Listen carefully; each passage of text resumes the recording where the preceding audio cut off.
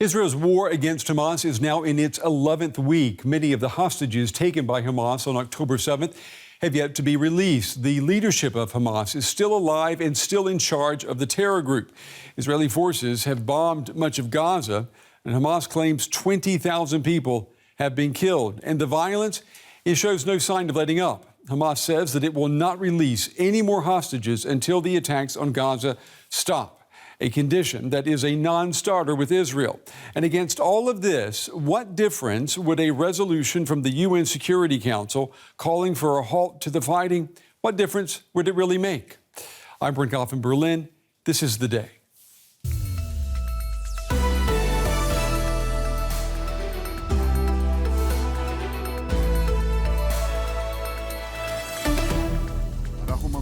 We continue the war until the end. It will continue until Hamas is eliminated. What we need is a sustainable ceasefire. Those who think we will stop are not connected to reality. WHO calls again for a humanitarian ceasefire to stop the bloodshed and death. All Hamas terrorists, from the first to the last, are dead men.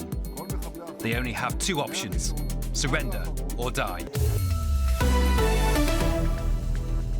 Well, to our viewers watching on PBS in the United States and to all of you around the world, welcome. We begin the day with another attempt by the UN Security Council to bring an end to the fighting in Gaza. There have been numerous attempts by the Council to turn down the volume of violence in Gaza since the October 7th Hamas terror attacks in Israel. The U.S. has vetoed 2 resolutions, each time siding with Israel and its right to defend itself. With the war almost 3 months old and with Hamas claiming that 20,000 people have been killed in Gaza, the UN Security Council is once again considering a resolution aimed at allowing humanitarian aid into the territory. What we need is a sustainable ceasefire where Hamas is no longer able to threaten Israel with rockets and with terrorism, and where the fighting can stop and the talks about how we have a long-term solution and peace and stability, where we have Israel secure in its borders and a Palestine secure in its borders. That is the long-term answer. That's what we want to see. All right, my colleague, DW's Middle East analyst, Shani Rozan, she's here at the big table with me in the studio. Shani, it's good to see you. You know, what we heard there from David Cameron, that all sounds good, but at the end of the day, I'll ask you what I asked at the beginning of the show. What difference would a Security Council resolution make when it comes to Israel's strategy inside Gaza? Well, very little if we talk about operation on the ground. On the long-term strategy, it's clear that Israel is depending on international support, mostly American, but not only. The mounting pressure does have an effect. I don't think it's going to have any immediate effect, but Israel knows it has very limited time. How much time? That depends on the international community. What or who has the most leverage here, and who's not a member of the Security Council? Well, I think a key country to bring in is the Egyptians. You know, Egypt has the border with Gaza other than Israel, and we've seen it very instrumental in bringing in aid so far. It's also been very helpful for Israel along the years to fight Hamas extremism and other things going through this border. Is this trust in Israel, there's a great trust in Egypt, is that trust strong enough to allow Egypt to be the one facilitating the needs that the UN wants, you know, to have direct aid coming into Gaza without Israel monitoring that? That is yet to be seen. This is part of the negotiations, the back and forth that we're seeing now. Egypt is an important ally with great trust from Americans and Israelis. Not clear if that trust is big enough to hold this whole operation. And the UN is also pushing for bringing in aid through all possible routes, including air and, of course, sea. There's a big coastline in Gaza. So far, we haven't seen that too active in the last days of the war. Maybe that would be a solution. The U.S. Secretary of State Antony Blinken said this week that at the UN, he hears a lot of demands being made on the victims, Israel, but none being made on the perpetrators, Hamas. Yeah, and that's something to keep in mind also when you talk about how much teeth this resolution has, because the UN also demands an immediate release of all the hostages as part of this resolution that's being negotiated. Will that affect Hamas? I doubt. And this is part of the problem we have when dealing in this completely asymmetric conflict.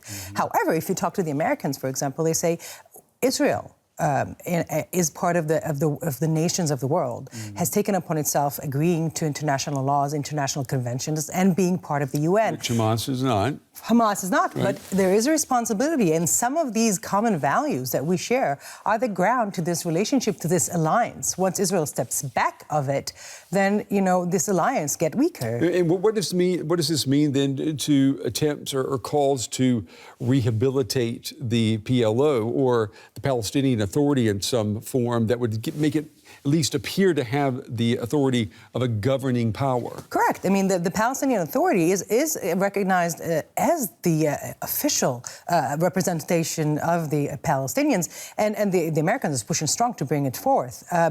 Israel are pushing back, but the problem is that as long as Israel keeps pushing back without bringing any alternatives, it remains in control of what happens in Gaza, and in the world's eyes, it also remains in control of what happens to the population in Gaza, to the civilians in Gaza, who need not just aid, but would need to have recovery. We need to have, at the end of the day, their life rebuilt. Israel, on the one hand, says, I don't want to deal with Gaza. I don't want this to be my problem anymore. But then on the other hand, it's finding it very hard to let go of this control to any other body in the world, because the Arab countries are not so quickly to jump in. The Saudis, for example, say, we're not going to budge as long as Israel is not promising to solve the Palestinian problem. If there's some prospect for a long-term solution, please, we're in. But this is a back and forth between Israel, the Americans, and other moderate forces in the region. I'm wondering what Benjamin Netanyahu and his government, what they must be thinking at this stage, seeing that the Americans may be willing to let a resolution pass, forward this time and not veto it. And also, you saw the U.S. Defense Secretary in Israel earlier this week and pushing for, a turn down, if you will, in the military action in Gaza. Netanyahu, is he pulling his hair out? Actually not, because he benefits from this clash with Hamas. He knows he's been weakened in the polls in the last weeks extremely, and his only way, in his mind, to regain popularity is actually to show himself to be very tough. That means tough on Hamas and tough on the Palestinian Authority, and also tough with the Americans, saying to the Israelis, I'm the only one who can save you and protect Israel's needs. And the Americans are calculating that also in their push for Israel. They know this is part of the political game. Eventually, however, there's Gaza. There's 2.3 million people. They need help. They need support. Somebody needs to put an end to that. Israel is aware of it. The international community is doing its best. So far, it's going to be hard. As we've seen in last week, it's hard to find a breakthrough. Yeah, it seems like time is on no one's side in this conflict. Correct. Shani Rosanis, our Middle East analyst. Shani, it's always good to have you here at the big table. Thank you for your analysis. Thanks. The United Nations Security Council is negotiating for a third day on a new resolution aimed at halting the fighting in Gaza. U.S. President Biden has signaled that the U.S. may back this initiative, which was put forward by Arab countries. A vote has been repeatedly delayed as diplomats haggle over the wording of the resolution. This latest draft calls for a suspension of hostilities between Israel and Hamas, which many countries, as you may know, classify as a terrorist group. The UK, France, and Germany have joined global calls for a ceasefire. I asked DW's Enos Pohl why it is taking so long to reach a consensus. Right, Brent, I think it's fair to mention that member states of the UN always have their own national interests to consider when voting on a ceasefire. But in this particular situation, the United States and Israel actually have been relatively isolated in their decision to oppose a ceasefire. In a vote at the UN General Assembly some days ago, 153 member states out of the 193 total membership backed this resolution. The US is apparently rejecting the current resolution because of the UN monitoring mechanisms for aid to Gaza, because Israel does not want less control over monitoring everything which comes into Gaza, because they're apparently afraid of arms and maybe concrete for tunnels being smuggled alongside with aid deliveries. So the baseline is, Brent, Israel is not trusting other countries to keep them safe, and the US has a deep commitment to support Israel. Yeah, and you said the U.S. has not been on board with the resolution on Gaza in the past, but that seems to be shifting. What is behind this change of heart? Well, you know, the situation is not only challenging, but actually really risky for President Biden.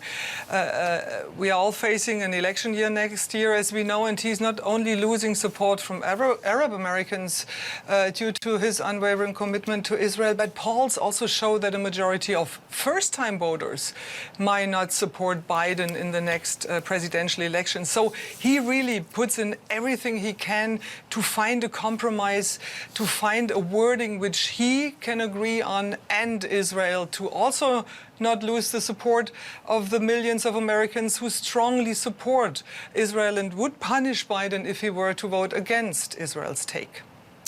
All right, Ines Poe with the latest from Washington. Ines, as always, thank you.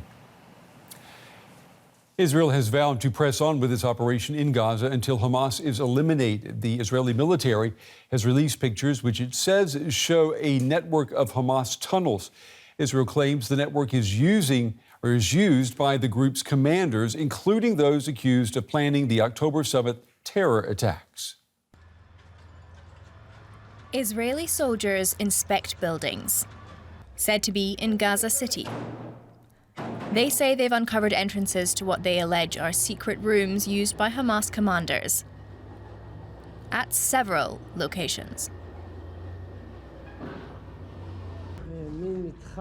A complex with books of the Quran that you can see. There is this area, I see graffiti, and there are carpets on the floor. Maybe some kind of prayer area, round metal pipe. The military says its soldiers also discovered shafts to a, quote, vast network of tunnels. There is an electricity box here. This opens, it was closed. This is actually a door, not the back of a box, which reaches a space that leads to the tunnel shaft below. Perhaps the most important discovery. This, they believe, was used by the Hamas leader in Gaza himself. Yahya Sinwar, pictured here in an old video. He's alleged to be one of the chief planners of the October 7 terror attacks, and Sinwar's elimination is among Israel's top objectives in Gaza. While Israel's ground troops advance and bombardment continues, Israel has now issued new evacuation orders for Khan Yunis in the south, where it claims Sinwar is hiding out. The plight of Palestinians has led to growing international pressure for a pause in the fighting. But Israel is standing firm. We continue the war until the end. It will continue until Hamas is eliminated, until victory. Those who think we will stop are not connected to reality. And despite holding talks in Egypt, Hamas is also refusing to budge. In a statement, it said it will reject any talks about prisoner and hostage swaps until, quote, Israeli aggression is ended.